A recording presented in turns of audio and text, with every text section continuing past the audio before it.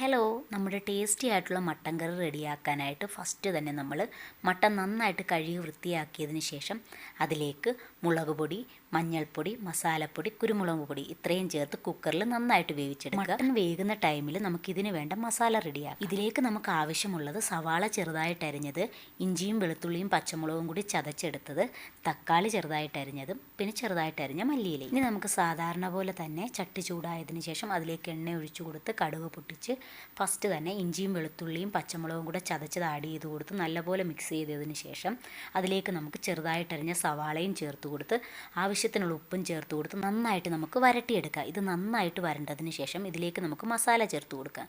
ഈ ഒരു കുഴിയുള്ള തവിക്ക് 1.5 തവി മല്ലിപ്പൊടി, പിന്നെ ആ ഒരു തവിക്ക് തന്നെ നമ്മൾ 2 തവി മുളക് പൊടി, പിന്നെ ഒരു 1/2 സ്പൂൺ മഞ്ഞൾപ്പൊടി, ഒരു സ്പൂൺ ഗരം മസാല ഇത്രയും ചേർത്ത് കൊടുത്ത് നമുക്ക് നല്ല രീതിയിൽ മിക്സ് ചെയ്തെടുക്കാം. എന്നിട്ട് നമുക്ക് ഈ മസാലയെല്ലാം നന്നായിട്ട് മൂപ്പിച്ചെടുക്കാം.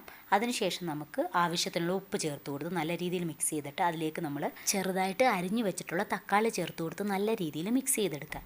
ഇനി നമുക്ക് കുക്കറിൽ നന്നായിട്ട് വേവിച്ച് വെച്ചിട്ടുള്ള മട്ടൺ ഇതിലേക്ക് ആഡ് ചെയ്ത് കൊടുത്ത് നല്ല രീതിയിൽ മിക്സ് ചെയ്തെടുക്കാം.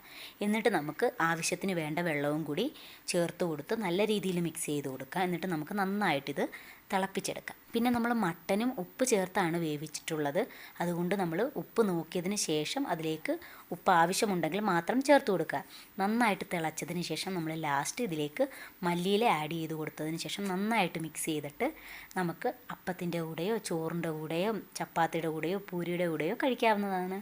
താങ്ക്